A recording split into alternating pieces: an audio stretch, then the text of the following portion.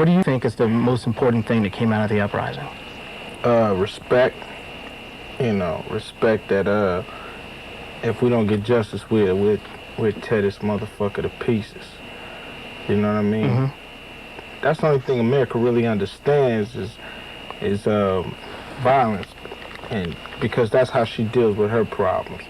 That's if she don't like fucking what Saddam Hussein is doing, let's smoke him. You know what I'm saying? Right. And, fuck the dump. That's how we should deal with our problems to gain that respect. If we're looking for the eye of America. If the Rodney King verdict would have went down and black people would have protested and picket signs, that would have died down in 2 days. Right. It'd have been on the news for 2 days and then died down.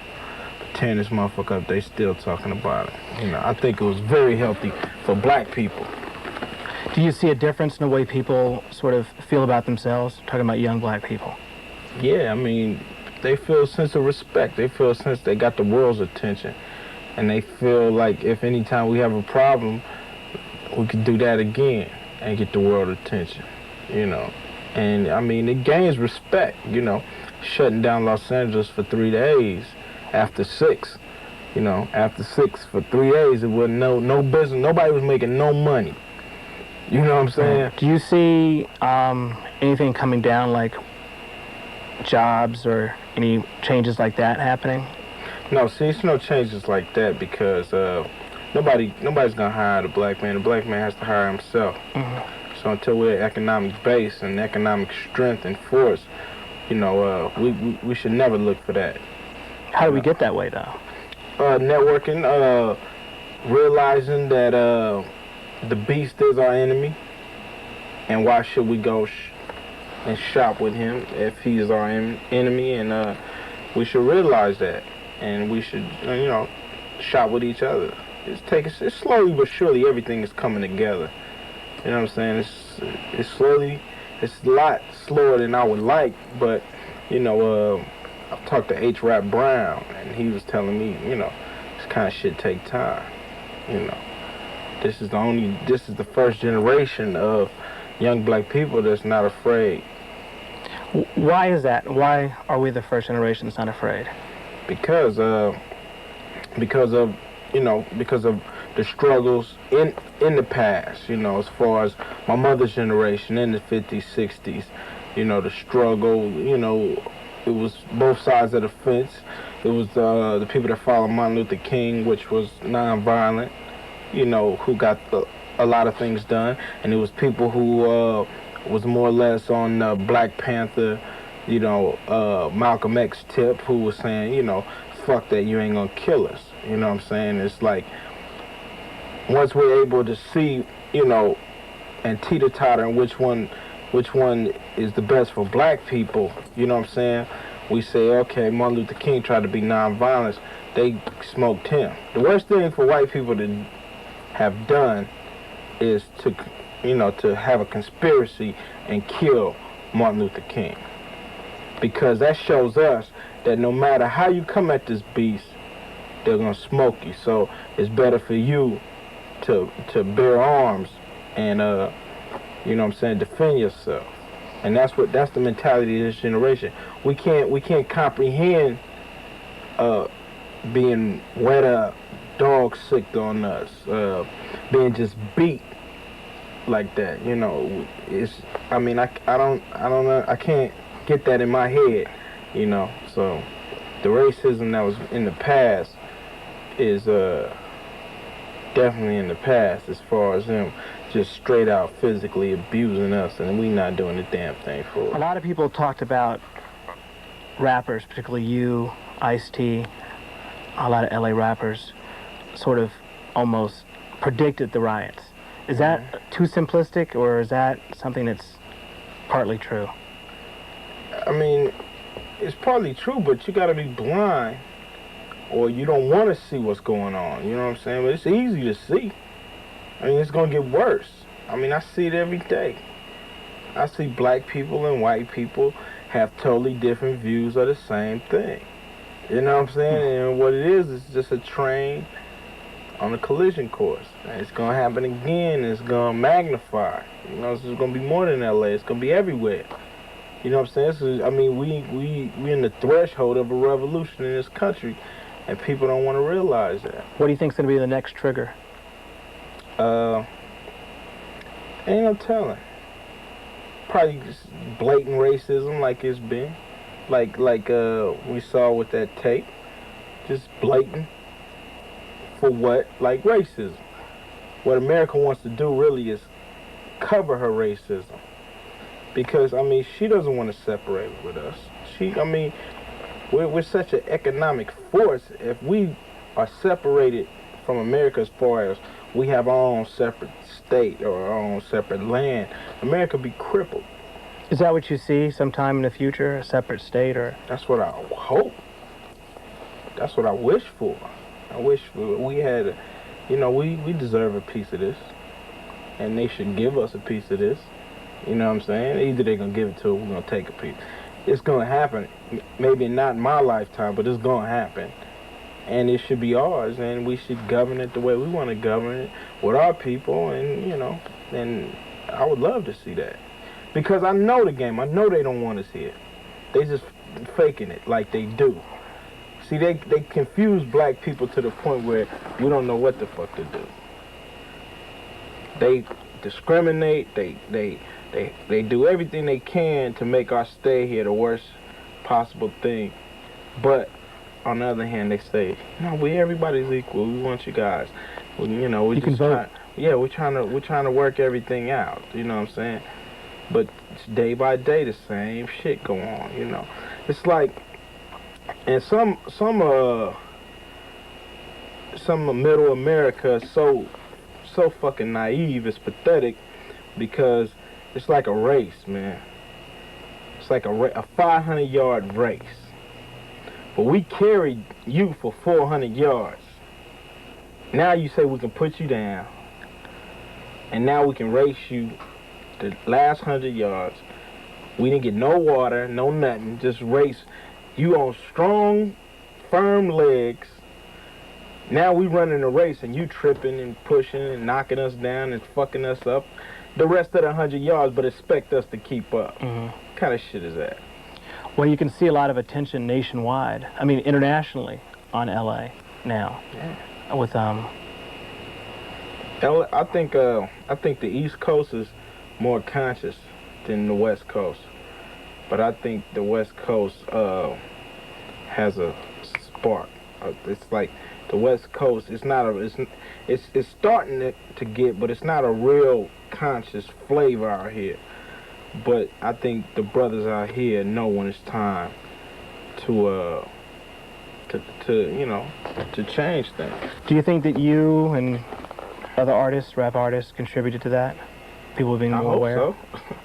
I hope so. I think, to be honest, Chuck D a Public Enemy, man.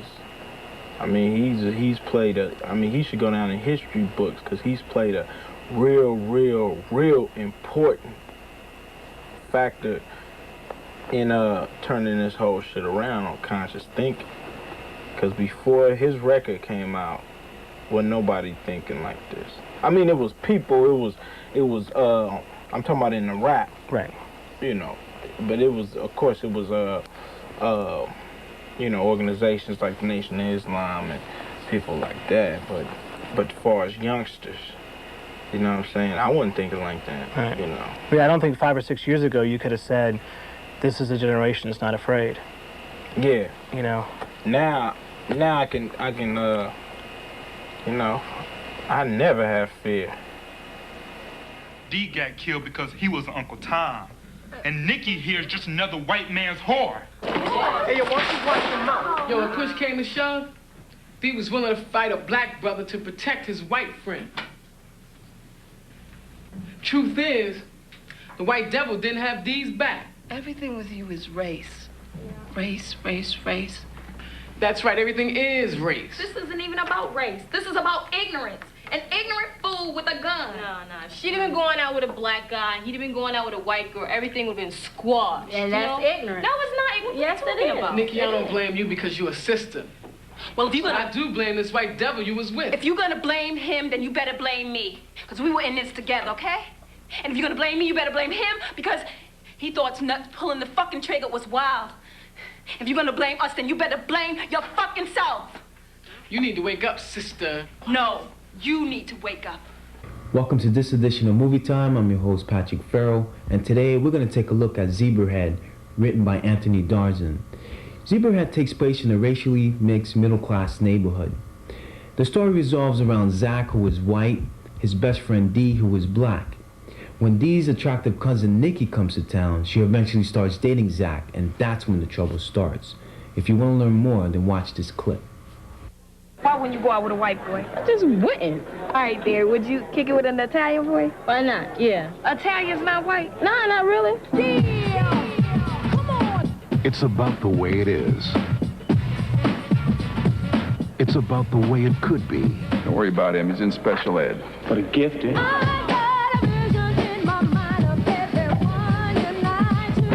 It's because you listen to black music, that don't make you black. You're different than what I expected. Oh, yeah? This is me, though. This is who I am.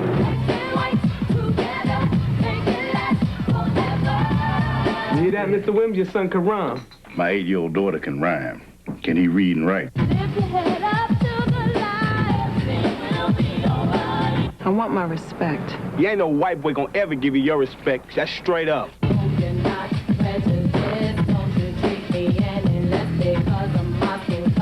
Everything with you is race. That's right, everything is race. This isn't even about race. This is about ignorance. You like this girl? Everything will be all right. I don't think so. Stick with your tribe. This is 1992. Things changed since back in the days. You don't know me. You don't know nothing about me. Why don't you show the brother some respect? In this society, anything is liable to happen. What's up, Ken? Why you always gotta make so much noise? To be heard. If you're gonna blame him, then you better blame me. Because we were in this together. Can you live with that? Black and white like this? Zebrahead. It's about change. It's about time. I find Zebrahead to be an interesting film because it offers a view of racism and bigotry in the middle-class America through the eyes of the film director. But what I dislike about the film was the stereotypical black characters like Nut, who played a psychotic youth, Nikki's mother, who was an alcoholic, Nut's best friend, who was a crackhead, and even one of the main characters, Nikki, was portrayed as a sexually promiscuous young lady. Almost all the black characters in this film had a negative image, and I didn't think that was necessary. Zebrahead does manage to bring some important questions about today's society and race relation. So you can check it out on home video. So, till next time, I'm your host, Patrick Farrell. Peace. I'm not with that rap music, you know what I'm saying? Because rap has affected every home in America. There's white kids out there. Now we're their heroes. At first it was Stray Cats or whoever the fuck, whatever these groups are, fucking Journey and, you know, whoever the fuck they are. That was their role models. Now they got fucking Ice Cube on their wall. Or like a father hated because a kid hear a totally different philosophy. What happens to those kids? Do you think it changes them at all? I think it makes them see the whole picture. You know what? White people are real naive because they think that the 1% of the population that run this whole motherfucker is looking out for them too. You see what I'm saying? But that 1% is looking out for that 1%. What's gonna happen is white people, that's where the revolution is gonna come from. They're fed up white people.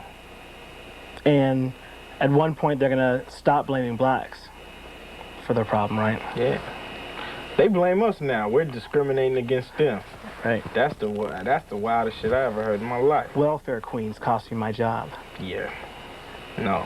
Bush cost you your job. Bush don't give a fuck about nobody but Bush. Clinton don't give a fuck about nobody but Clinton and the Clinton family and the heirs of the Clinton family, and Perot is the same way. You know what I'm saying? So they don't care about nothing but their people, their own little clique, their secret societies. Like Bush is from the Skull and Bones out of Yale University, so they little secret shit. That's all and they plan on taking over the fucking world. That's what them prep schools and all that shit plan those white kids to do, is take over the world. The New World Order, that's what that means. One fucking ruler of the whole world. It's crazy, man. What's crazy? I mean, the time that we in, you know, when I say we're on the threshold of total global change, I'm in the mix. I'm a part of it. You know what I'm saying? So, you know, who would have thought? And we can go either way right now. Like you said, we're at the threshold of whatever. You know, we don't know. It could either be... Black people ain't got nothing to lose. I mean, my philosophy is I'd rather die standing up than live on my knees. You know what I'm saying? Well, you talk about that in the record. Oh, yeah. I'd rather die standing up than live on my knees. And the thing is, the thing that America doesn't realize, these black kids won't die for the cause. They'll kill for the cause. That's a big difference. You know what I'm saying? And they got to realize that they ain't dealing with the brothers from the 60s. H. Rap Brown told me, these ain't the same brothers from the 60s. He said the black folks are more conscious in the 1990s than they ever was in the 60s. Other tool people been using to sort of poison or limit your impact is all these charges of anti-Semitism and all that kind of stuff. Like, don't worry me none. On the record, you're very unapologetic about that. Don't worry me none. You know why? Because, I mean, can you imagine them trying to compare me with a fucking David Duke? Well, they did. I've got all the clips. I can prove it. I know, but, I mean, like, that's the worst insult. That was an insult, trying to compare me to a cracker. You know what I'm saying? That's the insult. That's where I was mad. You know what I'm saying? Man, I could give a fuck about who think I'm anti-what. The same motherfuckers that call me anti-Semitic will not pick up an Ice Cube record. Will not buy an Ice Cube record. So fuck them. I ain't got time for that shit.